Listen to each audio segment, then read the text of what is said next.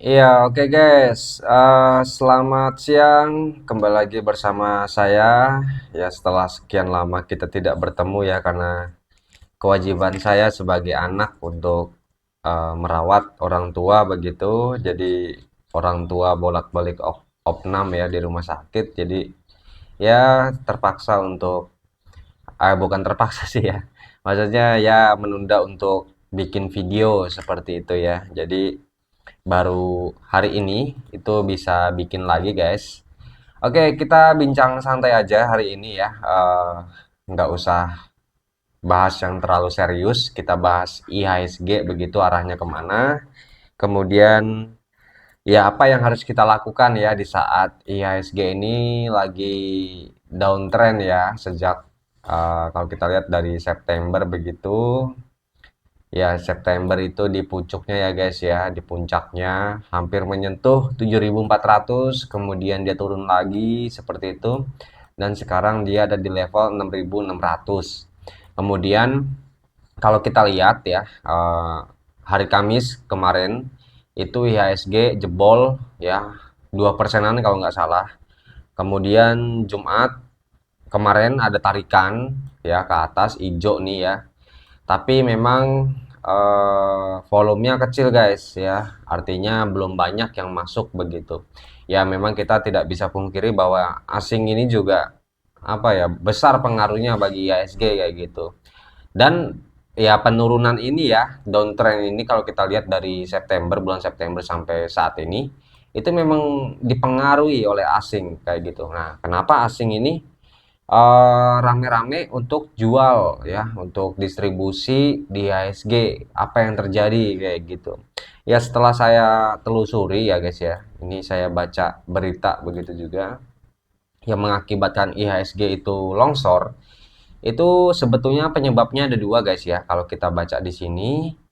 Yang pertama yaitu ya kepanikan akibat isu resesi guys di 2023. Oke, mana ya? Bentar ya. Menentukan penurunan ISG merupakan respon dari adanya kekhawatiran resesi ekonomi global. Nih, ya ini dari hasil pertemuan FOMC ya, di mana Bank Sentral atau The Fed itu masih akan terus naikin suku bunganya di tahun 2023 ini guys. Kayak gitu. Jadi penyebab IHSG crash yang pertama itu adalah kepanikan resesi di tahun ini. Seperti itu guys. Nah, ini akibatnya ya asing cenderung ngamanin cash kayak gitu. Di sisi lain juga The Fed kan naikin suku bunga. Jadi memang harga-harga apa ya, bahan makanan, kebutuhan pokok, kemudian properti, bahan bangunan di Amerika sana itu juga naik guys kayak gitu. Jadi ya otomatis asing juga ngamanin modalnya yang tadi duitnya dia itu di saham ya, di saham itu ditarik sama dia kayak gitu. Kenapa? Karena negaranya dia itu masih mengalami resesi guys kayak gitu. Ya kita tahu itu kan di luar ya. Tapi nggak berdampak langsung di Indonesia, karena Indonesia pun juga pertumbuhan ekonominya juga sangat luar biasa sekali, di atas 5%. Nah, tapi kita tidak bisa pungkiri sekali lagi bahwa IHSG ini itu juga ada pengaruhnya gitu loh, terpengaruh dari asing kayak gitu. Jadi memang investor-investor kita itu rata-rata memang dari luar guys kayak gitu. Jadi ketika asing itu narik duitnya dari saham kita IHSG ini, IHSG ya crash jadinya kayak gitu guys ya. Jadi itu yang pertama ya, adanya kepanikan resesi di 2023. Ya menurut saya sih resesi di 2023 itu memang apa ya guys ya, ada tingkat global tapi guys ya, tingkat global. Nah, terpengaruh nggak Indonesia ini? Ya menurut saya tetap ya, bagaimanapun juga kita kan juga mengandalkan dolar juga kayak gitu kan. Artinya ya ketika si negara pemilik dolar ini mengalami resesi, kita juga pasti kena dampaknya. Cuman kita juga bisa mengimbangi ya dampak resesi dari negara-negara luar itu dengan pertumbuhan ekonomi Indonesia yang baik kayak gitu. Memang resesi naik, cuman pertumbuhan ekonomi juga kita juga ikutan naik guys. Jadi kita bisa mengimbangi kayak gitu loh. Artinya apa? Ketika ya meskipun ada resesi kayak gitu, BI juga naikin suku bunga, tapi tidak terlalu berdampak bagi kita. Kayak gitu ya. Kita lihat aja gorengan masih gopean kok. Ya kalau di sini sih masih 500 guys, tapi nggak tahu saya di tempat kalian. Yang jelas bahwa ya tidak terlalu berpengaruh gitu loh. Ya ada pengaruhnya tapi ya kecil kemungkinannya kayak gitu loh guys ya. Itu dampaknya kecil sekali. Itu yang pertama guys. Jadi itu yang mengakibatkan IHSG kita crash. Kemudian yang kedua, Cina Open guys ternyata ya. Jadi ya sejak awal 2020 ya, Cina itu kan sedang mengalami COVID ya. COVID kemudian sampai saat ini pun juga masih sebetulnya. Cuman ada kebijakan pemerintah dari Cina yang melonggarkan ya, yang melonggarkan terkait dengan aktivitasnya ya. Kalau kita baca di sini bentar ya. David, oke, ditambah lagi ia mengatakan bahwa nah ini juga nih guys ya, apa namanya, akibat dari resesi AS juga. Jadi apa ya, lapangan pekerjaannya sedikit ya. Jadi yang mencari pekerjaan di AS itu lagi banyak-banyaknya. Makanya David juga apa ya, masih agresif juga naikin suku bunga kayak gitu. Nah, lebih lanjut lagi Cina yang berencana kembali melakukan impor ya. Ini batu bara ya. Ini akibat dari pelonggaran juga, guys. Ya, akibat dari pelonggaran PPKM yang ada di Cina itu. Kayak gitu, guys, ya. Nah, dampaknya apa sih? Apa ya? Kaitannya ya dengan pelonggaran Cina ya, antara pelonggaran Cina dengan IHSG crash guys. Nah jadi ketika Cina ini melonggarkan lockdownnya kayak gitu, jadi kan produksi-produksi yang ada di Cina ya, ekonomi yang ada di Cina itu produksinya cepat guys, kayak gitu. Jadi yang awalnya pabrik itu ngeliburin karyawan, itu karyawannya itu jadi ya kerja lagi, produksi lagi kayak gitu. Dampaknya apa? Ekonomi Cina yang tadinya terpuruk itu jadi naik kayak gitu karena kembali lagi pekerjaan mereka kayak gitu loh. Nah dampaknya apa, yang tadinya asing itu berinvestasi di IHSG itu jadi narik duitnya kemudian berinvestasi di pasar atau bursa Cina kayak gitu, dan juga Hong Kong pastinya kayak gitu guys ya.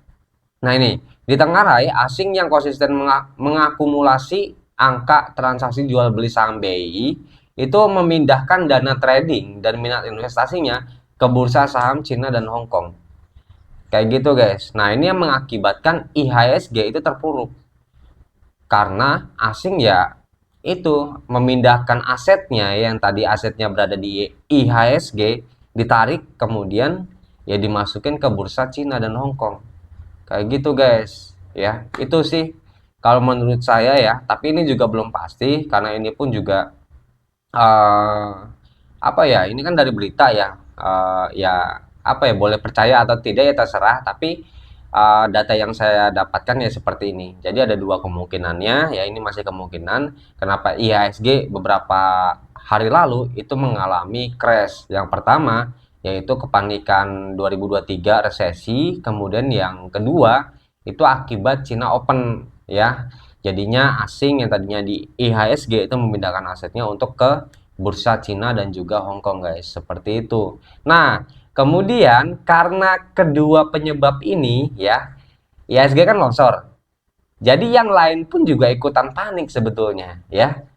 Ya termasuk investor lokal ya yang Indonesia itu juga ikutan panik, jadi pada ngesel juga, asing ngesel, lokal juga ya ikutan ngesel. Kenapa? Karena ya muncul kepanikan akibatnya kayak gitu guys ya. Jadi dua-duanya ini ngesel ya anjlok lah kayak gitu guys ya. Itu sih ya akibat ya dua penyebab itu yang mengakibatkan IHSG crash. Yang menurut saya sih ya dalam suatu saham ya atau bursa di kita khususnya IHSG ya pastinya ada kenaikan dan juga ada penurunan kayak gitu. Tapi nggak usah khawatir guys. Kenapa? Ya data menunjukkan sendiri ketika dia turun seperti itu ya. Ya contohnya kalau nggak salah di bulan Mei Juni ya 2022 dia pun juga turun parah nih guys. Yang awalnya itu dia peaknya itu 7.300, kemudian dia jebol anjlok ke sekitaran 6.500-an, tapi juga lambat laun juga dia naik lagi guys kayak gitu loh ya. Nah ini wajar memang di bursa saham, apalagi baru kalian yang baru masuk di bursa saham ya. Kenapa nih baru beli udah anjlok kayak gitu ya, IHSG udah merah kayak gitu, apakah bursa kita nggak baik-baik aja kayak gitu. Ya sebetulnya kalau kita lihat time frame yang jangka yang lebih panjang lagi, sebetulnya ya IHSG ini masih uptrend guys kayak gitu ya.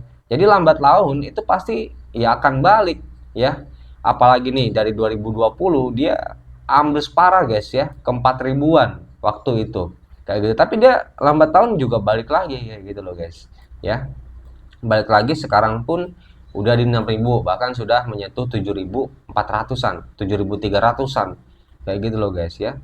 Jadi ya meskipun ada kenaikan ya ada penurunan, tapi nggak selamanya IHSG itu turun terus kayak gitu loh ya, pasti dia setelah ini juga pasti ya menurut saya itu akan naik lagi kayak gitu guys ya. Jadi tenang aja kayak gitu loh ya, nggak usah khawatir. Nah kemudian dampaknya ya, dampaknya bagi kita yang pertama tadi kan panik ya, investor lokal panik. Nah kemudian yang kedua ya saham-saham yang kita pegang pastinya merah. Ya nggak cuman kalian doang tuh kok guys ya. Saya pun juga banyak yang merah ya. Ada dua saham ya, dua emiten yang di portofolio saya yang merah kayak gitu.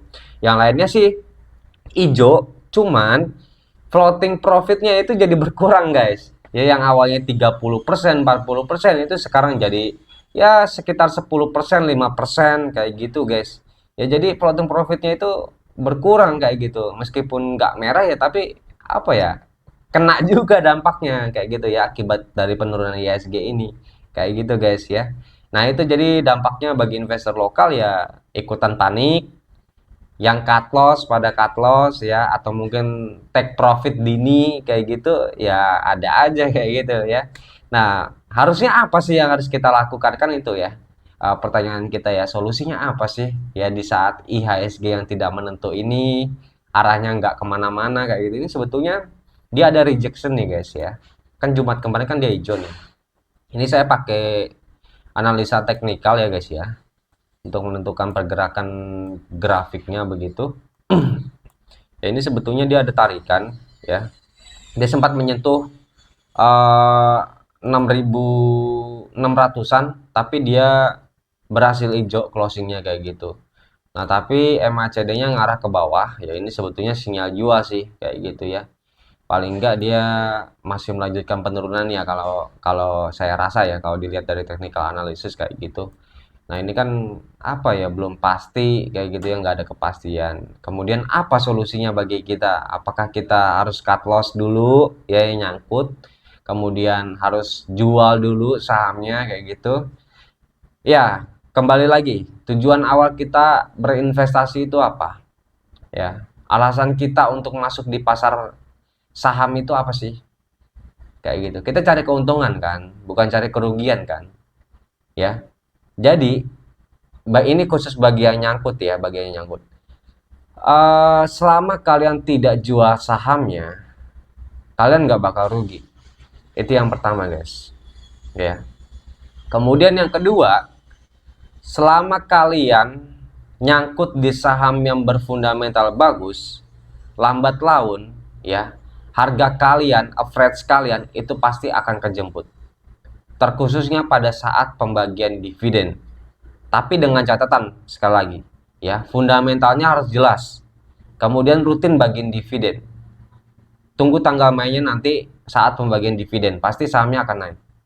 Kayak gitu. Pasti average kalian yang tadinya nyangkut pasti ya akan kejemput. Ini pengalaman saya di BSSR dulu. Kemudian di TMG juga sama. Kayak gitu, ya. Ada momentum saat dia naik. Tapi dengan catatan sekali lagi, fundamentalnya harus jelas, laporan keuangannya harus bagus, IPS-nya bertumbuh, rutin bagian dividen, dividen itu masih gede kayak gitu guys ya. Itu ya, jadi menurut saya sih ya nggak usah cut loss daripada rugi ya gitu loh. Kalau bisa ya justru average down. Kenapa? Jarang-jarang guys nih, saya tunjukin ITMG ya, contohnya aja ya, satu. Oke, dividen yieldnya ITMG ini kalau kita lihat kan Potensinya kan 8 ribuan ya guys ya di finalnya ya guys. Dengan IPS yang sekarang ya. Dengan IPS yang sekarang.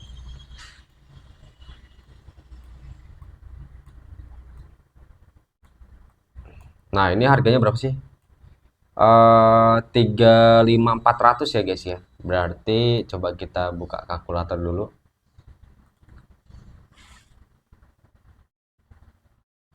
Ya, ini harganya 36.600. Oke.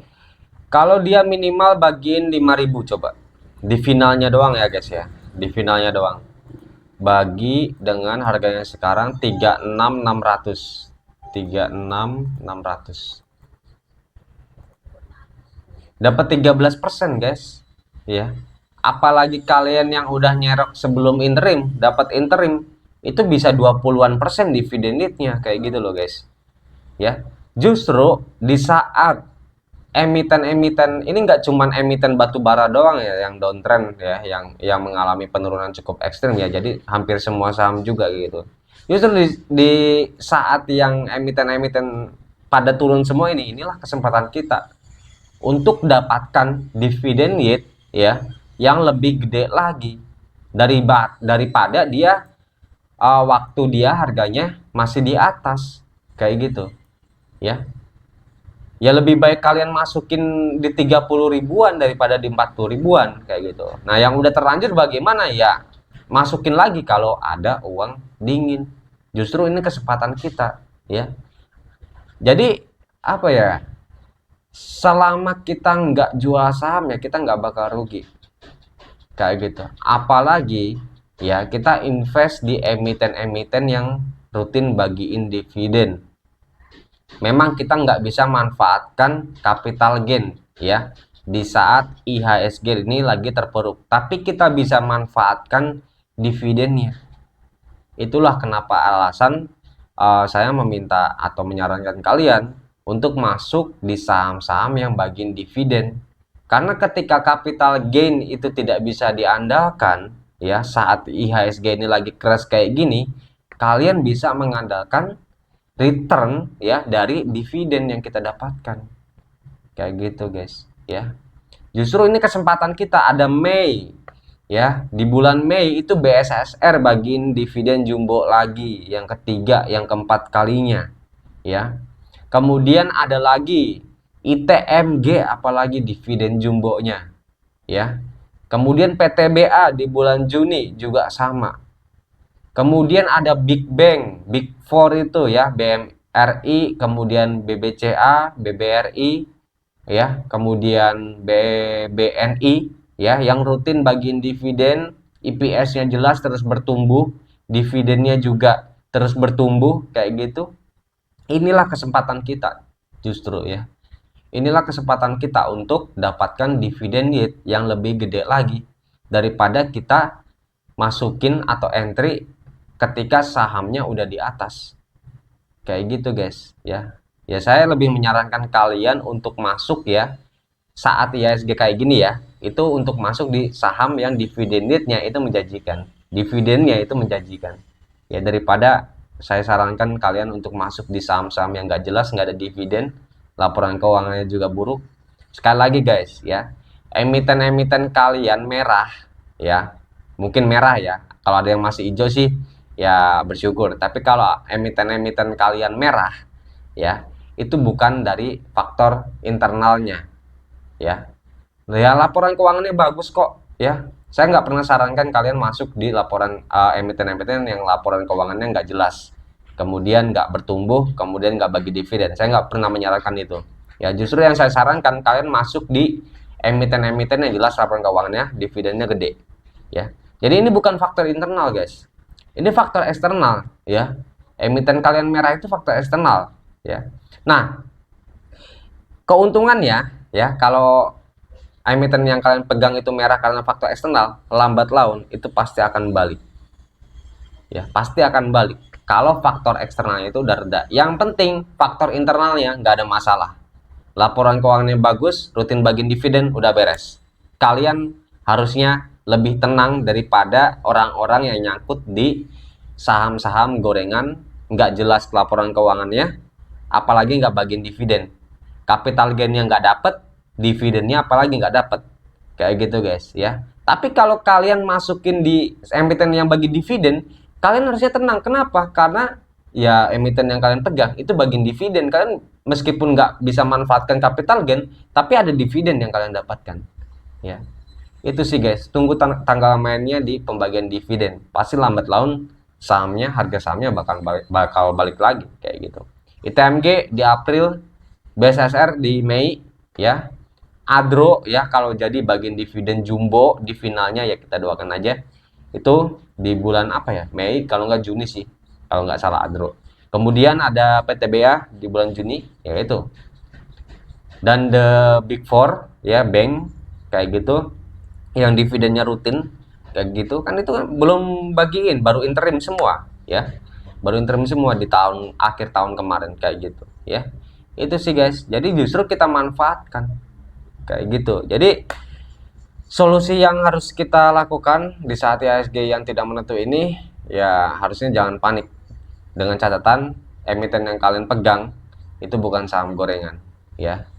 Harusnya kita bertobat ya kalau masih ada saham-saham gorengan di portofolio kita kayak gitu ya. Jadi pindahkanlah aset di emiten-emiten yang jelas dividennya. Setidaknya kita dapat dividen. Itu guys ya. Kemudian yang kedua ya, solusinya adalah memang sebelum berinvestasi ya jangan, kalau bisa sih jangan masukin aset kita semuanya ya, duit kita di bursa saham. Kenapa? Karena memang bursa saham pun juga tidak bisa ditebak kayak gitu ya. Paling enggak kita harus sisihkan juga uang kita atau mungkin gaji kita untuk dana darurat lah kayak gitu loh. Jadi emang betul-betul uang dingin kayak gitu loh ya, yang kita alokasikan untuk investasi di pasar modal kayak gitu sih guys ya. Kemudian ya itu sih yang terakhir, pastinya hindari saham-saham gorengan ya, investasilah di saham-saham yang jelas kayak gitu ya. Itu tidak henti-henti saya ingatkan ya. Karena apa? Karena ya ketika kalian tidak bisa manfaatkan capital gain-nya ya, karena IHSG lagi terpuruk kayak gini, setidaknya kalian dapat dividen seperti itu ya. Mungkin cukup sampai di sini pembahasan kita ya, bincang-bincang santai aja terkait dengan apa yang harus kita lakukan ya di saat IHSG lagi downtrend begini ya. Intinya sih jangan panik ya. Jika video ini bermanfaat, jangan lupa untuk like, subscribe, komen. Sampai jumpa di lain waktu. See you semua, bye.